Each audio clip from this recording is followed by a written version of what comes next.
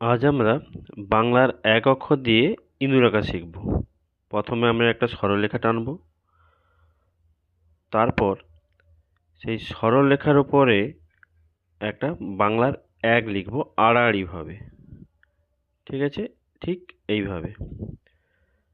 তারপর ঠিক একই উপায়ে ফাইনালি দেখাচ্ছি।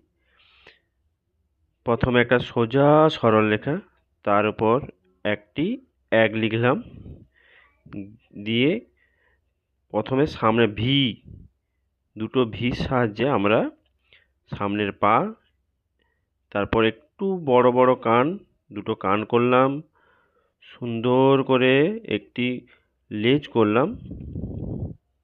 লেজটা ঠিক উপরে মোটা, নিচের দিকে ক্রমশ সরু হবে, একটি চোখ আর ইঁদুরের